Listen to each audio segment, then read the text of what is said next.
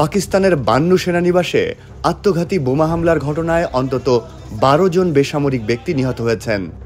আজ বুধবার এই তথ্য জানিয়েছে এএফপি।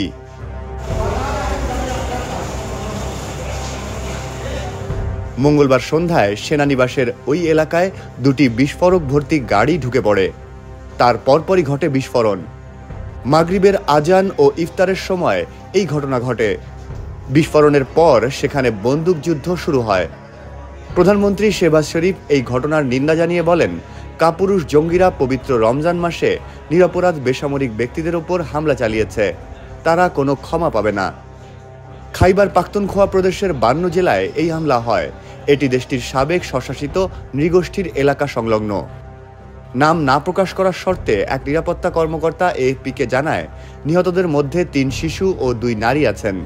আহত হয়েছেন ৩২ জন। এক গোয়েন্দা কর্মকর্তা এর আগে জানান, আত্মঘাতী হামলার পর ১২ জন জঙ্গি সদস্য কম্পাউন্ডে ঢুকে পড়ার চেষ্টা করেন। তাদের মধ্যে ৬ জনকে গুলি করে হত্যা করা হয়েছে। পুলিশের এক কর্মকর্তা জানান, বিস্ফোরণে ২টি ৪ ফুট গভীর গর্ত সৃষ্টি হয়েছে।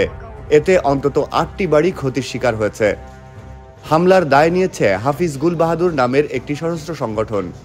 এই সংগঠনটি ২০০১ সাল থেকে আফগানিস্তানে ন্যাটো জোটের বিরুদ্ধে তালিবানদের যুদ্ধে সমর্থন জানিয়ে গেছে।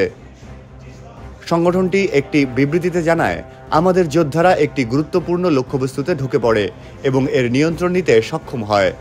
তবে এ বিষয়ে বিস্তারিত জানায়নি হাফিজ গুল বাহাদুর।